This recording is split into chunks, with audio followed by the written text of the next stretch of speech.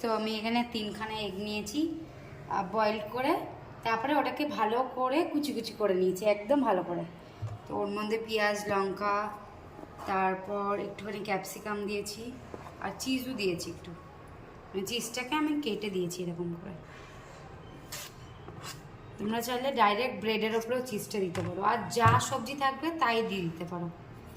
আমার কাছে আজকে সবজি নেই, তাও আমি শুধু এর জন্য পেঁয়াজ লঙ্কা দিয়ে করছি। তোমরা যা সবজি থাকবে মানে শসা গাজর যা থাকবে সব কিছু দিয়ে দিবে এর ভেতরে গ্রেট করে। তো এবারে এইটাকে এর মধ্যে আমি দেবো ব্ল্যাক পেপার। ব্ল্যাক পেপারটা আমি একটু বেশি দিচ্ছি, তোমরা চাইলে একটু কম দিতে পারো। আর তারপরে দেবো মেয়োনিজ।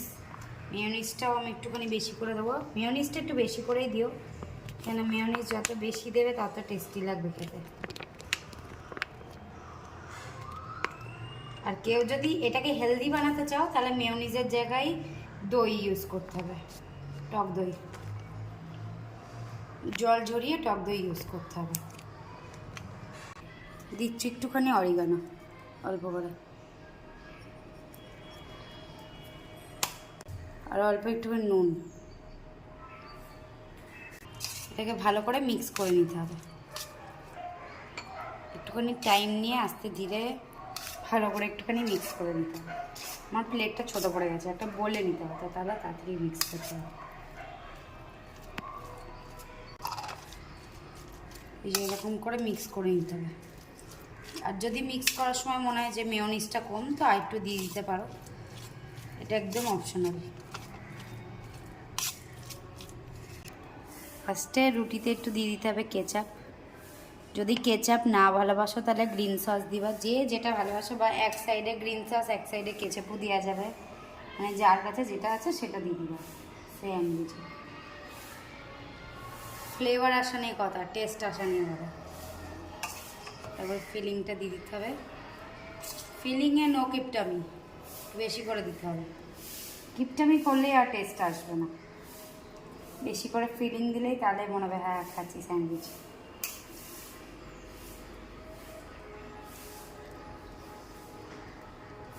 এমনি করে সাইডটা ভরে ভরে, এমনি করে সাইডগুলো ভরে ভরে স্যান্ডউইচ ফিলিংটা দিতে হবে।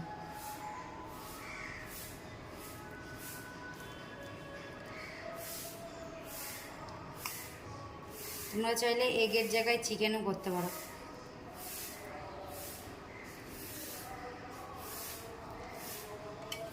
তারপরে এটা দিয়ে ঢেকে দিতে হবে। তাহলে আমি 2-3টে বানিয়ে নিই এরকম করে, তারপরে বাকিটা দেখাচ্ছি। তোমরা চাইলে এরকম করে মানে এই সাইডটাও কেটে নিতে পারো, দিয়ে এরকম করে শুধু খেতে পারো, কিন্তু আমি টোস্ট করে খাই, মানে আমাদের বাড়িতে সবাই টোস্টটা বেশি পছন্দ করে, তো আমি টোস্ট করব। আর না হলে তোমরা এই সাইডটাকে কেটে নিয়ে শুধু এমনি খাও। আর আমরা সাইডটা কাটি না, কারণ আমাদের বাড়িতে সাইড কাটতে লাগে না, সবাই সাইডটা খাই, তো এর জন্য কাটছি না। ক্লিন স্যান্ডউইচ রাখতে যাবে, সাইডটা কেটে নিতে হবে। বাটার দিলাম প্যানে। তো আমি একটুখানি অন্য স্টাইল আজকে করবো, তো ওটা একটুখানি দেখাই তোমাদের সাথে। এই যে আমি একটুখানি এর মধ্যে মিক্স রাই দিয়ে দিলাম, হ্যাঁ, সাদা আর কালো, তার উপরে এই টোস্টটাকে রেখে দিলাম। একটু অন্য স্টাইলে করে দিলাম, তোমরা চাইলে এটা করতেও পারো, না করতেও পারো। এটা দুইদিকে ভালো করে আমি একটু সেঁকে নেবো, এরকম করে এটা সাইডে করে দেবো, দিয়ে আর একটা করবো।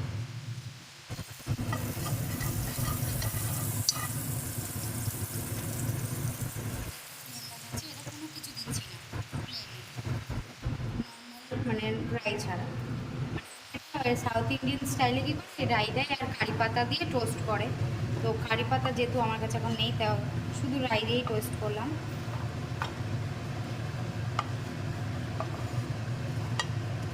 সব কিছু তো ট্রাই করাই যায়।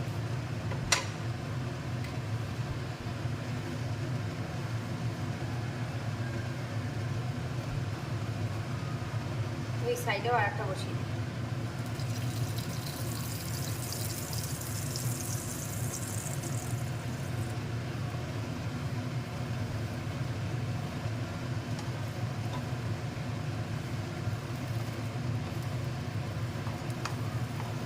যতক্ষণ 3টে টোস্ট হচ্ছে আমি ততক্ষণ বাকিগুলো বানিয়ে নিই।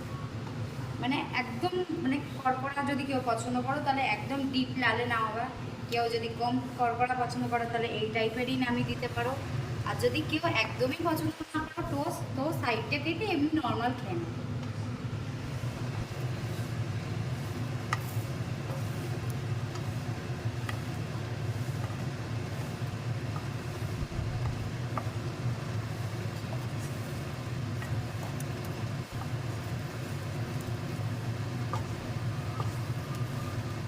বানিয়েছে দেখি কেমন লাগে খেতে, খেয়ে টেস্ট করে বলছি।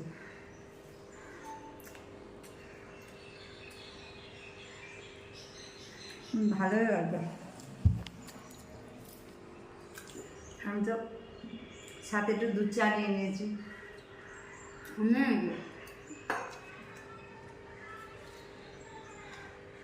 তুই একটা যেটা রাই দিয়ে বানালি সেটা কর, ওটা একটু খেয়ে দেখি। একই টেস্ট, শুধু ওটা একটু মুখে পড়ছে আর কিছুই না, ওটা এইগুলো একটু মুখে পড়ছে। কিছু বুঝে যাচ্ছে না ওটা।